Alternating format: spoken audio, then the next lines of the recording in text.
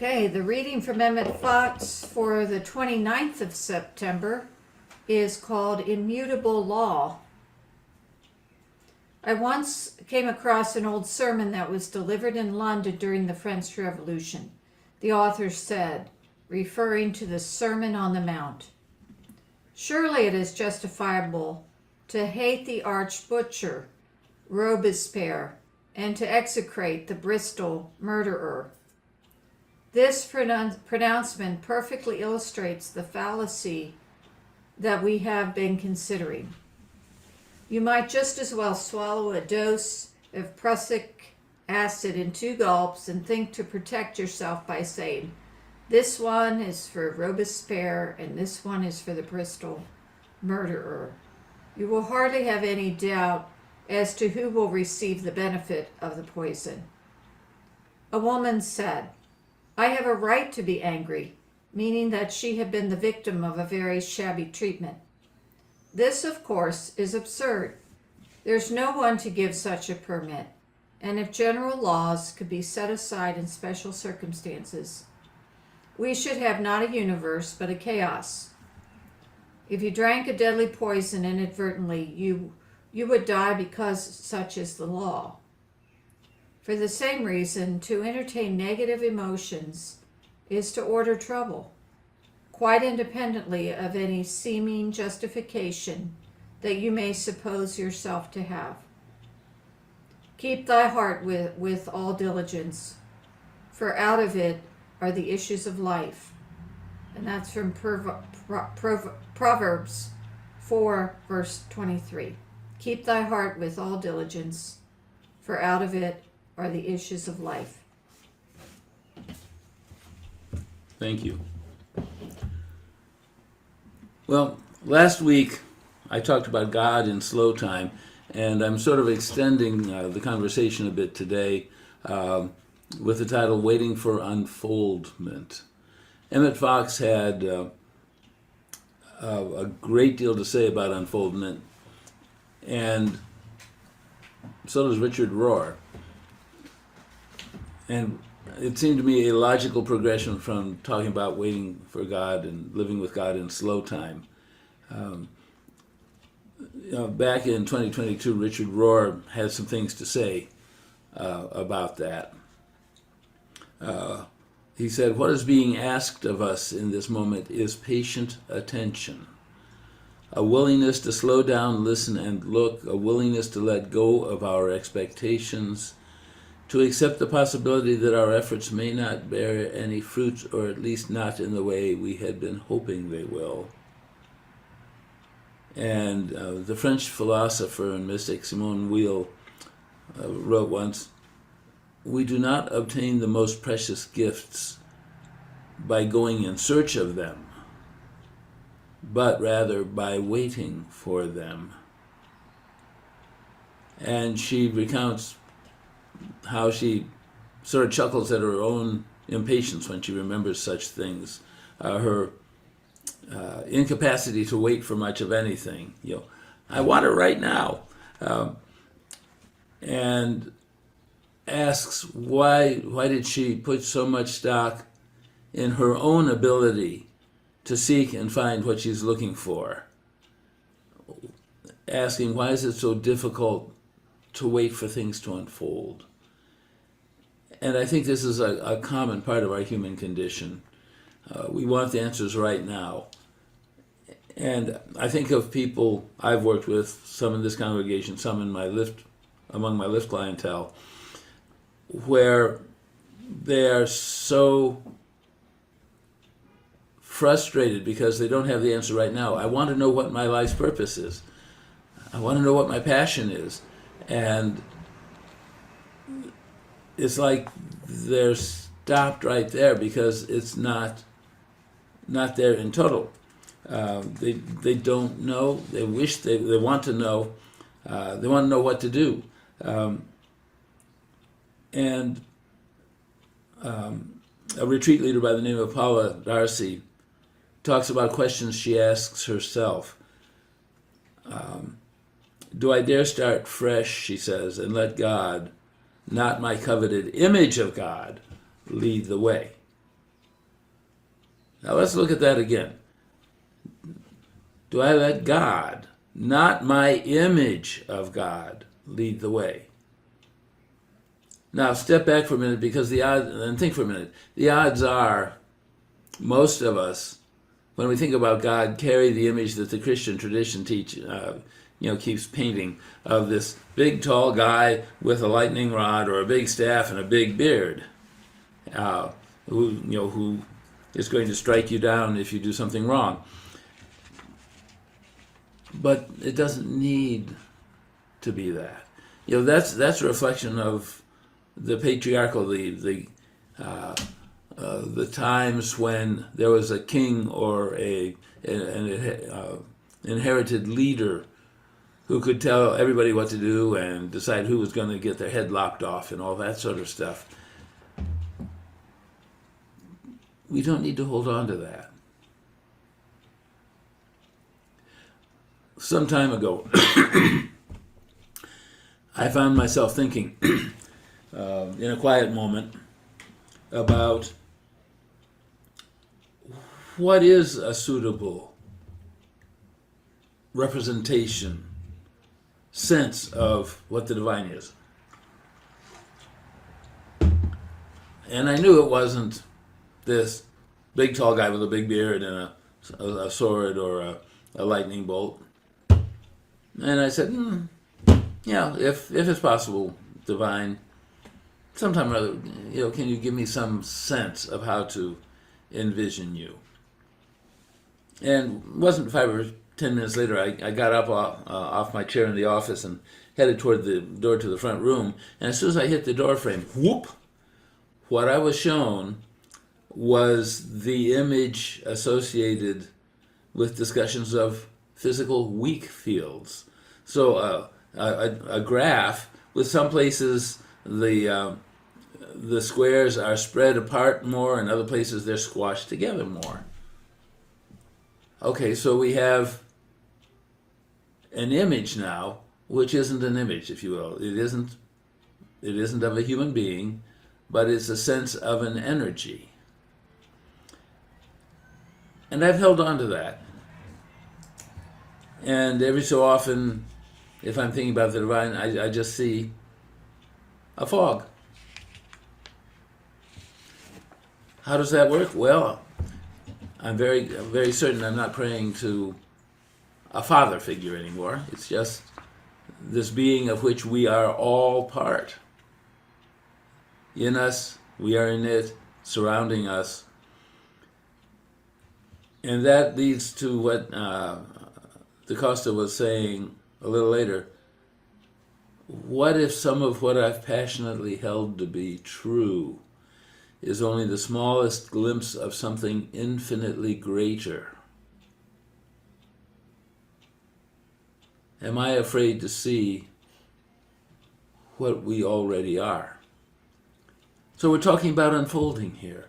Unfolding of knowledge, unfolding of sense of existence, unfolding of awareness of where we are at the moment or what the next step is.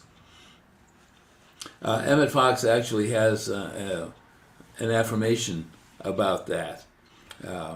The source of all good is established within me.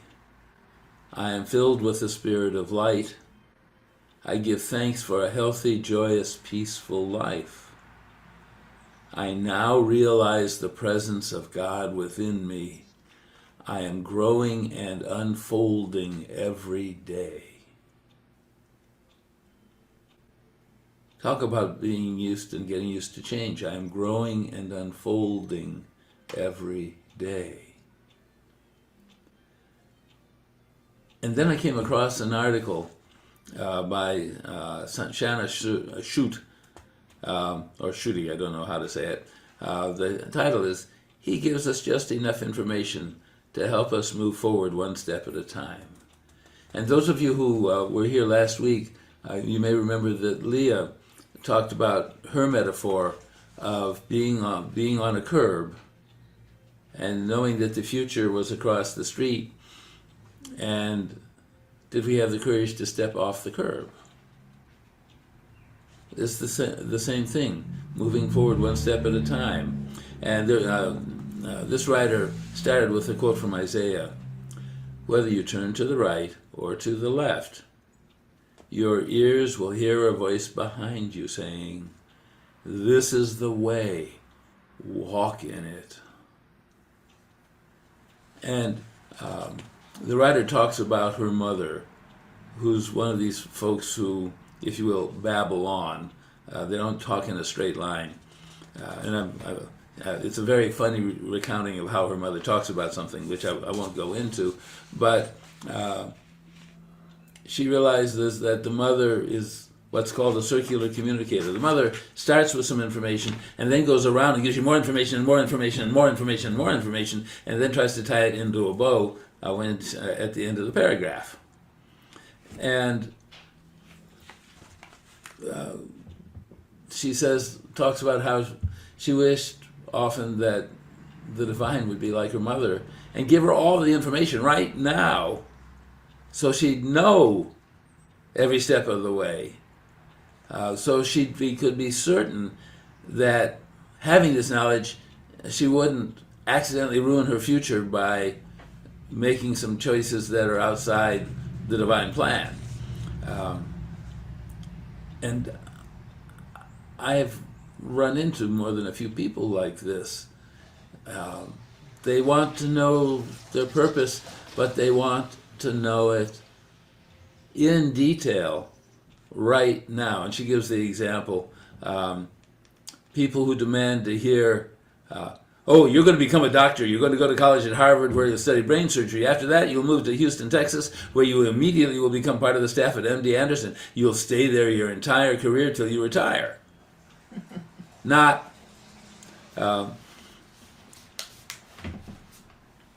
she affirms my experience and what I'm here to tell you, that God doesn't give all the details.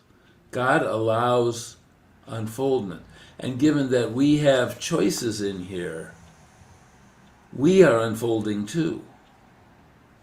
And we can take it upon ourselves to force an unfoldment, or take each step that seems logical, and if we're off base, trust the divine's going to guide us back to where we need to be.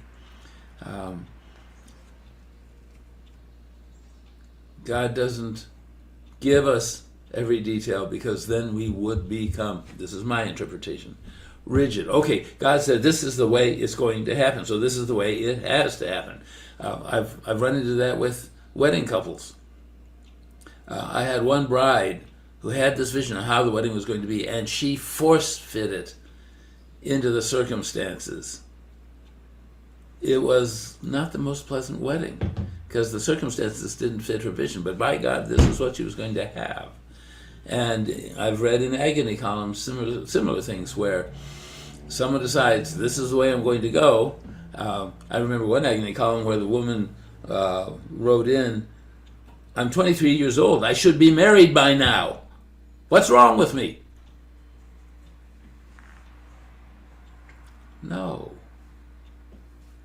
We have to relax and trust the divine will guide us, even though we may be impatient.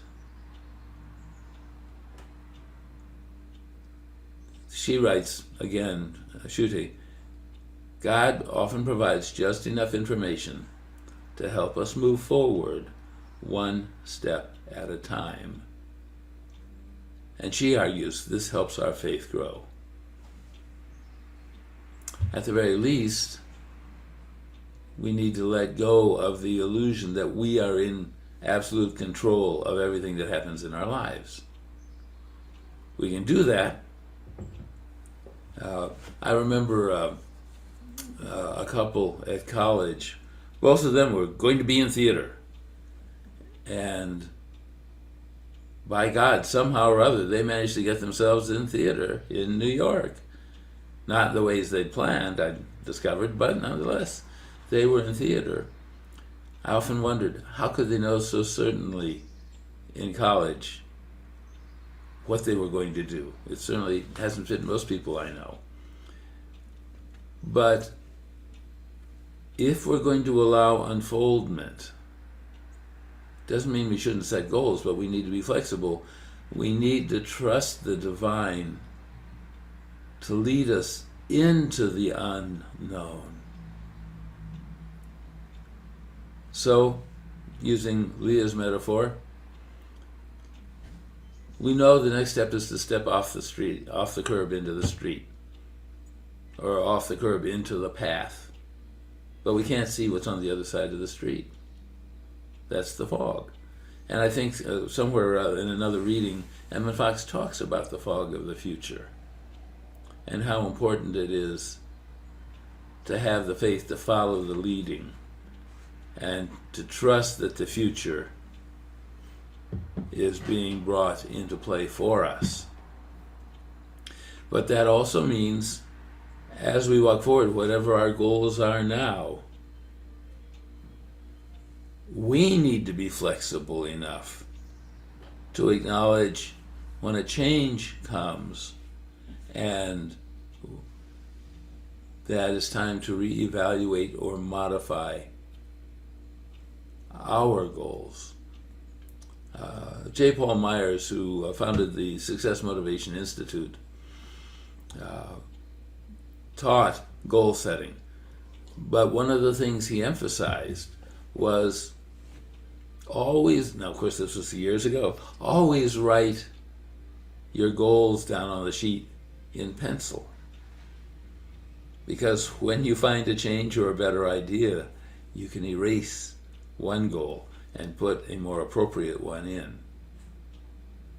I suppose in this day and age it would be jotted down in a computer, because you can always erase that line you've written and put another one in. So trust the divine as you move through life, as you follow the leadings, the nudges. And sometimes they're very loose nudges that the divine's going to help you take the step in the correct direction or help you correct direction. And that doesn't mean that you're going to experience a straight line path. At least for me and people I've watched, getting to the next major place in life, the next major existence, the next major part of our passion, our purpose, certainly felt like being on a Ferris wheel or in one of those crazy houses where you're looping around and off balance sometimes. Certainly in my walk through life, where I was going and how I ended up here was a real crazy story. What you can be confident in, if you allow it, is to allow the divine the freedom to guide you, to trust the divine, to provide the circumstances, the opportunities, the people, the learnings to help you move forward. Do always have the goal, if you choose, not mine to tell you, that you want to move forward in a way that raises your frequency closer and closer to the divine. That you choose to represent divine love in all that you do. Now, does that explain why at the moment you're clerking in a convenience store? No, but it may explain itself sooner or later. But the best you can do is follow the nudges, be open to learnings, consider one thing or another, and be confident that the divine will, one way or another, get you where you need to be. It may not be till later in life. I've done many things in my life, but it wasn't till mid-60s when I was working with Lyft that I realized, okay, this explains all the other experiences I've had in life. It was all preparation for this moment. In the Lamsa translation, what Jesus cries out when he's on the cross, Eli, Eli, lama, whatever it was, the normal translation is, my God, why hast thou forsaken me? Lamsa insisted, it was, my God, for this was I spared. Each of you has had a walk. Many of you, like me, have had trying walks, challenging walks. Yet I'll say to each of you, chances are, maybe now, maybe somewhere in the future, maybe in your 60s, we don't know, you will look and say, my God, for this was I spared. And there was a statement I came across, I forgot to write down where. You can make life harmonious and beautiful as you let God unfold more and more through you. Let yourself understand, or come to understand, your unique role in God's unfolding purpose.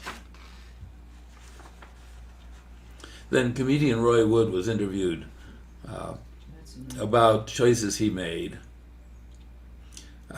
leaving, I think it was Saturday Night Live, one of the comedy series where he'd been a regular. He said, once you understand that change is a norm, then you can become more comfortable in being the executor of change for yourself in your life, instead of waiting for somebody to push you out of the plane. And think of that in terms of God's unfolding purpose. You can make choices. You're a lot better off if you allow yourself to sense God's unfolding plan as you make the choices. And then a statement, again, it was in the paper and I can't reference it. View life not as a line graph perpetually on the rise, but a seasonal cycle full of highs and lows, all to be savored in their own way. And I add, as you allow your life to unfold.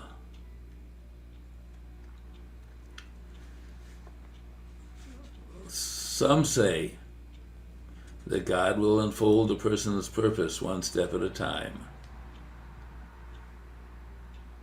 They believe that people should trust God to lead them into this unknown, and that they may need to reevaluate and change their goals as they learn more from the divine. And I suggest that's a nice viewpoint to start each morning with. And then I came across a prayer that seems like a nice place to bring to a close. God, I trust you as I move forward. I don't know exactly how the path will unfold, but because you made me with specific gifts and talents, I know you want me to use them. I know you will get me where I need to go as I listen to you and trust you.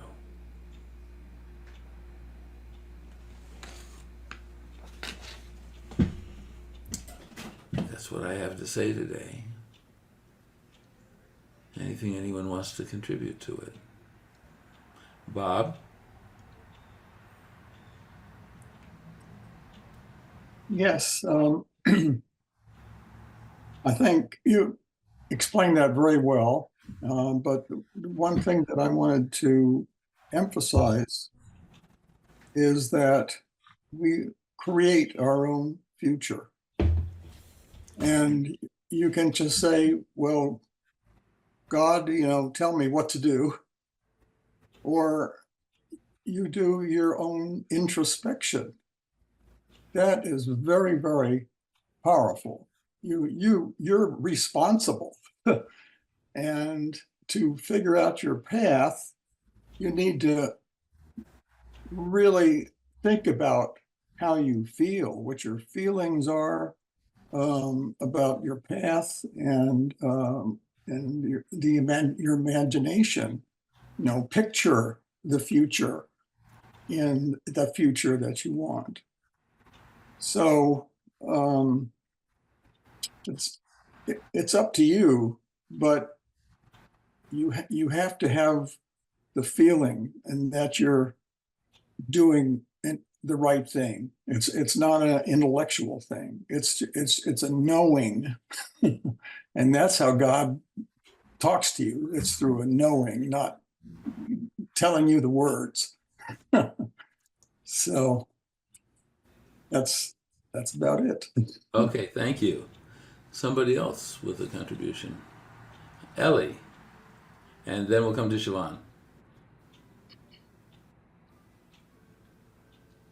Brian, I enjoy your talk. It's interesting how you kept using the word unfolding. This morning, I had the opportunity and I took it to view the sunrise from before the horizon, 30 minutes until it came up, and I posted it. And the word that I used was, when you have a chance to watch the unfolding of the dawn. It just, there's no words for it. I mean, you can video it, you can take a picture of it. It doesn't do it justice until, when you see it from the naked eye. And Bob, you were talking about that knowing or that intuition. I can't tell you how many times this week alone I had that knowing or intuition. Just a few minutes ago, I've been dealing with a migraine for 10 days now. And they're not fun. But anyway, I was like, okay, what can I take for it? Because everything else I've tried hasn't worked. And so I got two knowing things of mixing two different herbs together. And of course I had to look them up because I couldn't remember what they did. Both of them are for migraines. And it was that intuition, and I've had various people, including, my husband and very, very close friends, listen to that intuition. You do hear right. You've heard right for, many years. And the flip side of that, we do question it. Is this right? Am I on the right path? Am I doing this next step or this next phase? Well, we only get enough, as you said, Brian, to allow us that next step.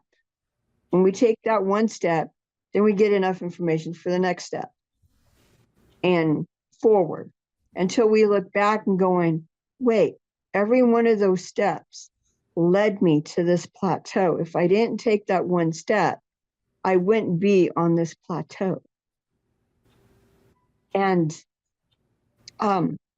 Messiah, the divine, gives us a good picture in the Renewed Covenant or the New Testament of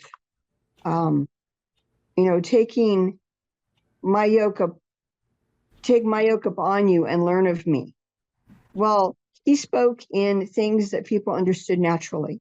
A yoke, you have two oxen side by side. One's not ahead, one's not behind. It's side by side. So that picture tells me that he's walking beside me. He's not pulling me. He's not pushing me. He's walking beside me. And for me, that gives me such comfort that I know I can look to whichever side and feel, see the divine there with me, and that I don't have to wait for him or have to run to catch up to him. Thank you. Thank you. Somebody else with a contribution. I'm sorry, Siobhan, and then That's Lori. okay. I just want to say that example you just provided, Ellie, was really beautiful with the oxens. And what came to mind with me is co-creating with spirit.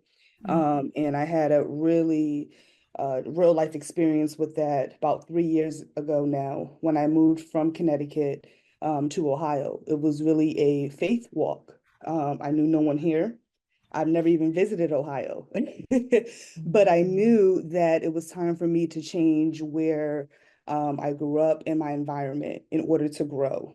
And so I didn't know what that looked like, but I knew I needed help to make that transition. And so as I was trying to figure out the steps to make that, I was literally looking up companies that would help with relocation. And one step opened the door to a whole bunch of other things.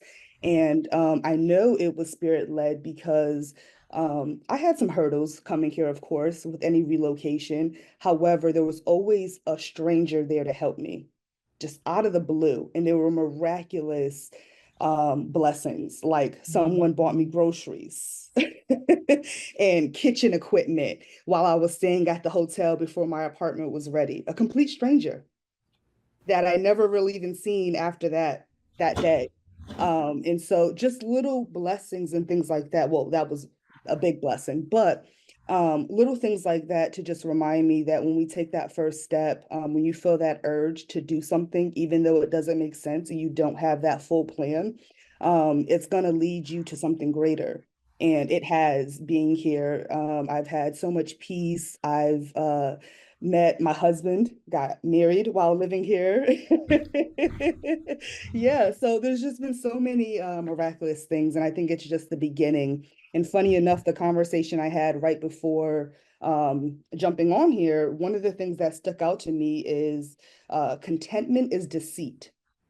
And when those words were said to me, it just kind of lit off a light bulb in my head, like, yeah, when we get comfortable, we don't want to grow. We don't want to explore and learn what more is out there. And so I think being content and being in a place where, well, I know it all, I'm okay, is dangerous. And so we should always be looking to learn and grow and explore and listen to those urges and that intuition to take the step, take the leap, no matter where we are in our lives. So thank you. Thank you. Lori. Lori Kay is next. Oh, Siobhan, you said so much beautiful stuff and so much that I was actually going to say, so thank you. You just, ran interference for me. There's a movie called The Life of Pi. I don't know if you all have seen it, but there's a young man who gets stranded on a boat, and he gets to an island where it looks to be perfect, but at night you can see that it's very, very dangerous. So he can't rest there at this place. There's just, I think we have this addiction to a couple things. I know I do. An addiction to control, to wanting to know what's going to happen so I can protect myself, which implies that I'm not trusting the goodness that there is. And also I think that we have an addiction to just being okay. I don't think we generally tend to aim very high. And so Siobhan, yeah, totally. Anyway, yes, there are always angels, always people who are coming in. And I don't think it's because God is somewhere sitting there going, here, let me drop in a few things. I think there are moments in which we have let our guard down and we've let these people in. So I think that's more like what Bob is talking about. Thank you.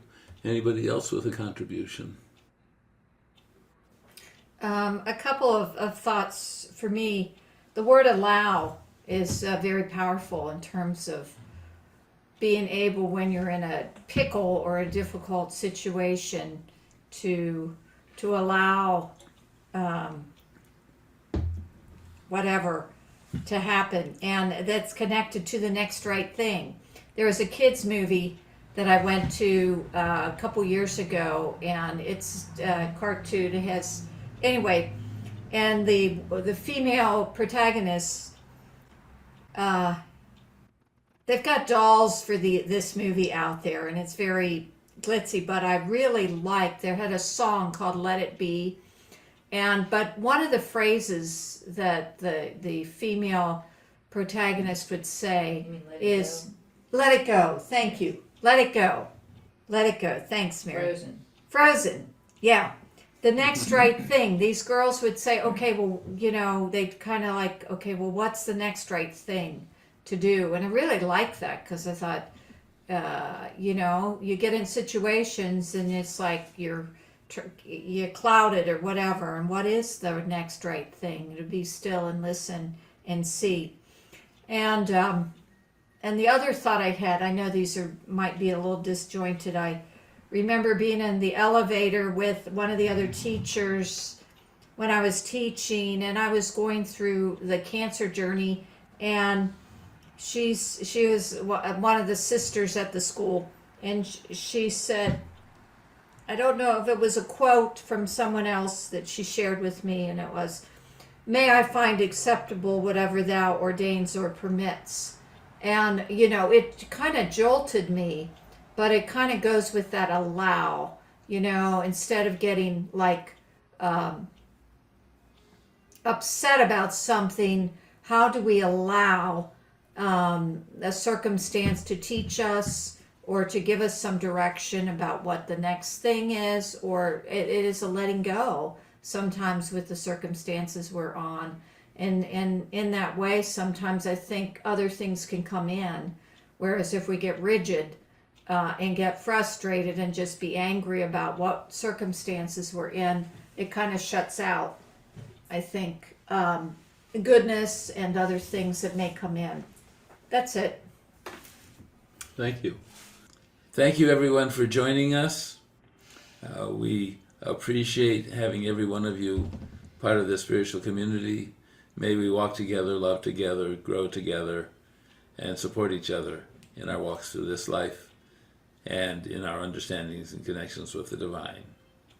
Thank you, God, for bringing us together, for watching over us, for leading us to our next step in this life. We say thank you for all the good you've brought to us, all the good you're bringing to us, all the love you've instilled in us and allowed us to share with others. We give you full gratitude for all this good. We say thank you, thank you, thank you, and amen.